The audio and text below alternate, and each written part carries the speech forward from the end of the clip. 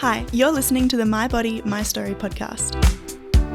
I think we need to embrace it more now, embrace who we are, and as time, passes and we age, I think we need to realise that that is important and we need to embrace it more so than anything.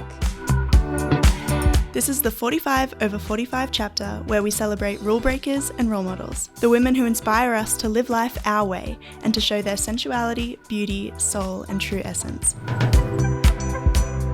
Here, we talk about what it's like to be 45 plus, adjusting to the changes that come with time, and we listen to the stories of our participants. If you have an interesting story, we'd love for you to participate. You can email us at info@alexandrawalker.com. That's Alexandra spelt with a K-S. Or visit our website, alexandrawalker.com. Hello everyone and welcome to the My Body, My Story project. And today with us, Trudy. And while she's sitting in the makeup chair and Chitra is doing her magic, creating a nice makeup for her, I'll be asking a few questions. Hi Trudy, welcome to the studio, welcome to the project. And let's start with, tell us 10 facts about yourself. Hi, thank you, welcome. Thank you for welcoming here today. 10 facts about myself. Well, my name's Trudy. I'm 48. I'm 49 this year on the 27th of August. I'm a single mom. I have two beautiful daughters, Olivia and Taylor. So, how old they are? Olivia's 22 and Taylor is 15 on the 1st of June, so it's coming up. So, and they are my world. Yes, I love them to bits. So where you were born in Australia? Born in Australia, born in Sydney. Lived in Sydney when I was younger, and then we moved to the country, so with my mum. And then we've been living on the mid-north coast now. I live on the mid-north coast now with my girls. So we're the three musketeers, we call ourselves. So, they're my strengths. So what do you do usually? Okay, first I'll ask you, what's your job, or what do you do, or do you have a business, or you work somewhere? Like, what's your occupation, as they say? Yeah. So I'm actually a business owner. So I brought a business 7 years ago, and it's called the Natural Waffle Cone Ice Cream Parlour. So I invest in the best ice cream in the world. It comes from New Zealand. So I've been running that one for over 7 years now. With my girls. I have 24 staff now because I have another business. I have two businesses. I'm building that one at the moment, also on the mid-north coast. So the Natural Waffle Ice Cream Parlour is growing every day. So I have amazing staff, an amazing team. The best team, I always say, the best team in Foster Tuncurry. Most of them are all women, would you believe? Girls. I work with the schools and the local community, so I also help build obviously young girls up with obviously confidence and give them some faith and some, I suppose, just to build their confidence and drive to achieve things in this big wide world. So I'm I feel like I'm blessed. I get to run two businesses now that I love to do. It's my passion. What's your second business? Well, they're both the Natural Waffle Ice Cream Parlour. So, you mean two different shops? Two different shops in two different locations. And the staff that I have work between the two shops, which is amazing. So they're close. They're about 30 minutes apart. Different suburbs. Both my daughters work in the shops. Oh, lucky you have helpers. I have great helpers, and they're learning all the skills about running business and customer service, just making a difference in the world, I suppose. So I get to live my purpose every day. I'm very blessed, and that's through, providing business opportunity, work opportunity and service is probably a big part of my life. I feel that's why I'm here, and that's how I make a difference in the world every day. So how did you come up with this idea to buy ice cream business? Yeah, well, long story short, I actually was living in Sydney, and I went through a divorce, and Foster on the Mid-North Coast was always home for me. That's where my mum lives. So we moved back, and this business in particular come up for sale.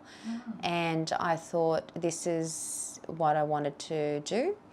Previously from that, I was in sales and marketing in Sydney, running corporate divisions and team building in Sydney for 15 years. In what industry? Yeah. So I worked for a few different companies, which includes Cadbury Schweppes, Kraft Foods, Lindt Chocolates. Oh, so it's all to do with the food industry. Yeah, food industry. So you did have some experience. Yeah, never ice cream, but Yeah. so I kind of threw myself in the deep end when I brought the shop in Foster to start with. But I had a vision, and I'm very visual, and I believe in manifestation.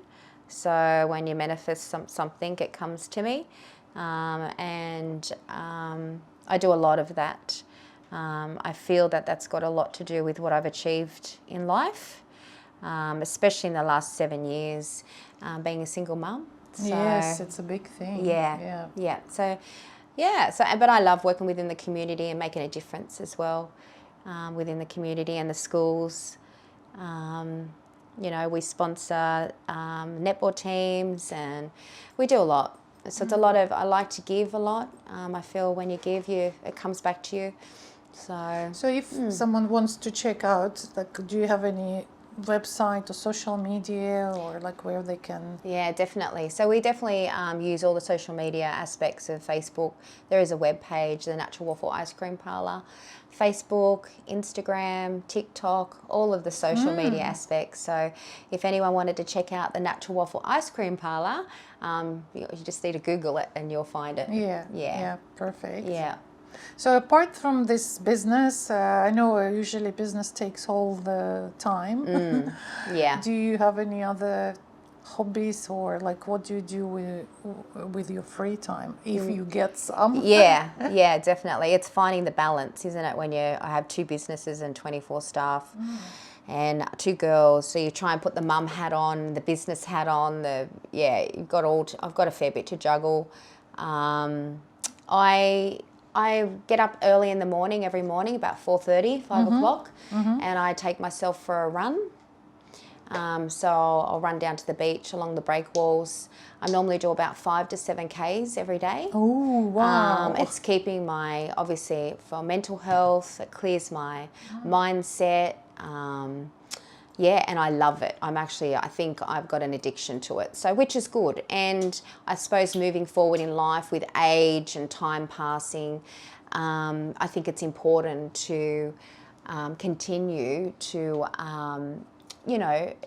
I suppose get yourself into a routine, or stay in the routine. As you age, your body starts to change. So I want to be fit and healthy for when the grandkids come along. I'm always thinking forward. I look at my mum, and there's arthritis that's taking over now, and stuff like that. So if you can keep your body moving and healthy, then that's going to work and benefit me in the long run. So so running. I do like art. I'm quite a creative person as well. So I like to draw and paint when I can. I'll attend some of the wine and sipping art classes around that are local now and again. So it's one way to meet new people and just socialise. You can have a nice glass of wine and do some painting and some drawing. So I do definitely find time when I can. The businesses are going well. I've got great staff. So now I'm kind of moving into, I suppose, the next stage of where I can plan a little travel, time away for myself. So it's pretty good. What's your favorite destination? I do love beaches. So anywhere that's got a good beach, I'm I'm there. I'm happy. So I haven't really travelled. Well, I haven't had time to travel overseas much because when I was married, I was being the mum and the wife, and you know, all those things. So not much travel at the moment, but I'm definitely looking at Greece and Europe. Yeah, on the bucket list anyway. As my husband says, why do you need to travel somewhere for the beach holiday where you have it right here? Yeah, you do. You've got it the best of both worlds down here. So It's just to change the scenery. Yeah. You know, to see something new. I know that we have nice beaches in Australia. oh, yeah, beautiful beaches. Yeah, and but sometimes it's nice just to go somewhere else to Somewhere see a new. different country and to experience food and, you know. Yeah. Are you a Arts. food fan, or do you have any favorite cuisine? You know what? I'm quite. As a food industry, I know. Ice cream. specialist. Ice cream and desserts. So we're not just about ice cream on a cone. We do hot waffles and all different sundaes and milkshakes and thick shakes and Yeah, all the bad stuff. all the good stuff. Yeah, Yeah, but it's all the good. Yeah. it is. But look, I'm not with food. I'd like a bit of Thai. I'm not really fussy. Like I'll have a good steak on the barbecue, kind of girl. Yeah. Simple food. Very simple and easy. Yeah, yeah. So moving to because you mentioned it already, and I want to move to the age subject. And what does aging means to you? Oh wow. Well, I think you're just growing every day when you age. Yeah. I went through a stage there. I think it was probably when I was turning 40, where I was like fearing the thought of getting older. You know, as time passed, it's like, whoa, it's kind of the realization of life, I suppose, in general, and time. Time's precious. So aging, for me, I think the last, I would say, 8 years has gone so fast. My Oh, gosh, yes. it's ridiculous. I think we need to embrace it more now, embrace who we are, and as time, you know, passes and we age, I think we need to realise that is important, and we need to embrace it more so than anything. Within your age, instead of worrying about, you know, how quick it's going. So yeah, enjoy life more. Yeah. Yeah. So, but if you could go back to any age of yours, what it would be, why, and what advice would you give yourself at that age? Well, that's a really good question. It's one that I did read, and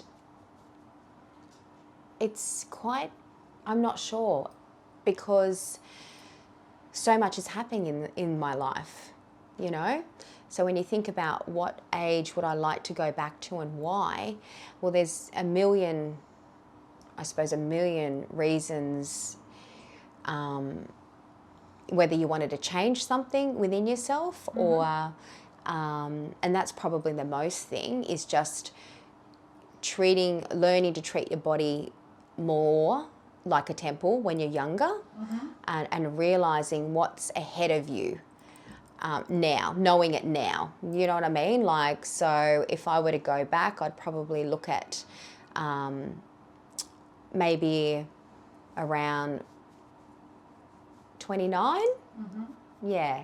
And just the realisation of health more, looking after your body more, and I suppose embracing the people who come into your life and leave your life as well, because people come and go for a reason, I feel. Yeah. So, yeah, but it's a very hard question. But you answered it well. You answered did? well, yeah. You know, I had a moment when I was thinking about it this morning with Mel, talking to Mel, and, you know, like I lost a good friend, you know, when we were younger. And I suppose even that's when we were around 17. Yeah, and it's like, wow. Yeah. So I like that your answer leads to another question. Yeah. Is what do you if your body could talk, what do you think it would ask you or tell you?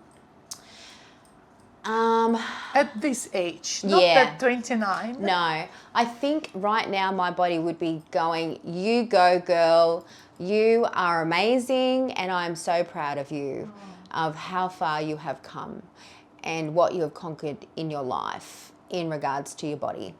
So, you know, just as in the mental health side, the stamina side, the strength, the ability to have the discipline right now. So my body's pretty damn well happy is what I can say. And if it was to tell me something, it would be obviously keep going and don't stop and continue this journey that I'm on right now and rewriting this chapter. So I change questions. The order of the questions, and I ask this one because it usually goes last, but I will ask it now. So if you have any body related issues, like say you feel like okay, you're out of shape for a while or something, like, you know, some insecurities we all have from time to time. Oh, we do, yeah. So how do you overcome that? What's your go-to method? And has it changed with age? Was it different when you were younger? Definitely, yeah. So younger days, I think the pressure of the body image it's pretty fierce. You know, I think we're all about the Joneses, you know, like, or it was the expectations, whether it be from your friends, your family, or your boyfriend, your partner, that sort of thing. Now, when I look at my body, it's like, yeah, you know what, I love you. I love you now. And to feel the way you felt back in the day, unfortunately, it's just the way it was, you know, and it's probably one thing that I would change if I could go back and just, you know, let all women and young girls now to embrace every part of who you are inside and out. Yeah, and your body. And, you know, you might have the flaws or the imperfections and that, but that's just who you are. That makes you that individual, and there's only one of you, so, you know, you should embrace every part of it. Yeah. Yeah. So, and what's the method? You do sports or? Yeah, definitely. So, method-wise would be, continue to, you know, maybe look at things that can help you if you want to, you know, work on certain parts, whether it be your mental health, talking to someone and reaching out, or if it's just your, you know, your body image, then, you know, for me, like I do my running and walking and that sort of stuff, because that works in with, you know, the work balance and being a mum and so forth. So it's finding your niche. It's finding something that doesn't feel like work, and you know, and then you just embrace that. So you mentioned about this body image issues, and that we all experienced that at some point of in our life. So what do you think are the main causes of these body image issues? Right now, social media is huge.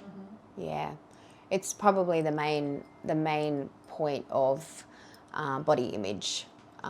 It's not real. A lot of the social media isn't real. There's, you know, you've got your filters, you've got celebrities, you know, all of that is all a part of it. Where I feel there is obviously issues there, especially with young girls and women. I also feel that maybe there's expectations from other people that put the pressure on, you know, on women maybe. There could be a lot of factors, to be honest. The mental health. Before, like I think social media started developing rapidly in 2007. Somewhere around this time. But before, I think women still had some insecurities. So what the other now social media adds up a lot to that. Yeah. But also there's something else. Yeah, before that. Where it starts in the family, in your social circles. It could be, yeah, definitely. The expectations of family, and worth, just in learning about, you know, your self-worth. Yeah. You know, and looking after yourself. and not kind of following everyone else. So how do you think it may affect relationship, this negative body image of yourself?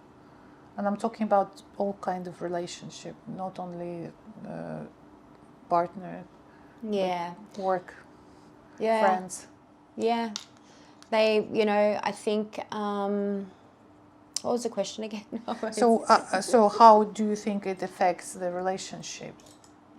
Well, if a woman obviously is not comfortable within their own skin, or they don't really know their self-worth, depending on situations or where they're at in their life, it can affect, obviously their body image can affect that as well, if they're not comfortable in their own skin. Does that make sense? Yeah, so you're saying that if they're uncomfortable with themselves, they're uncomfortable with the partners as well.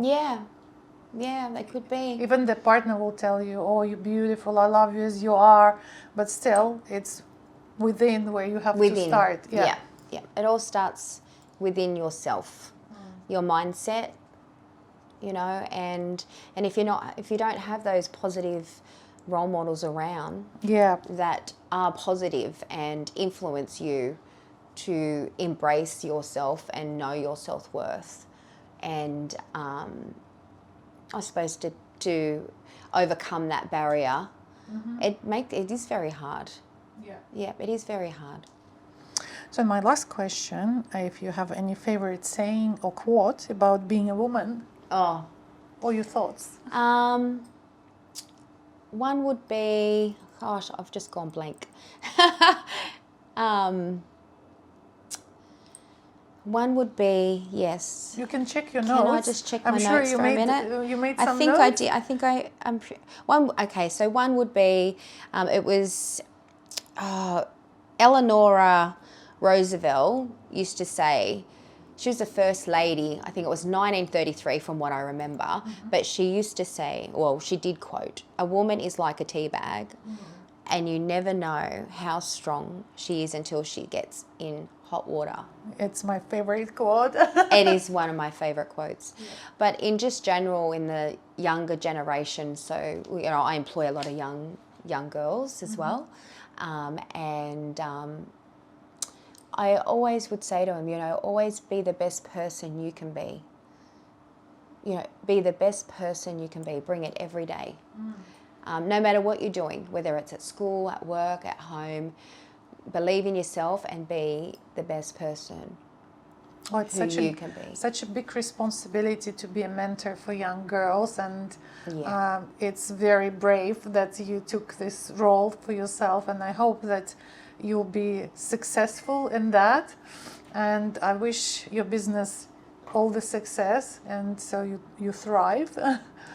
Thank you. Hopefully you help as many young girls as you can. Absolutely will. And thank you very much for joining the project, and I hope you will enjoy the rest of your day. Thank you. Thank you for having me. I appreciate it. If you have an interesting story, we'd love for you to participate. You can email us at info@alexandrawalker.com. That's Alexandra spelt with a KS. Or visit our website, alexandrawalker.com.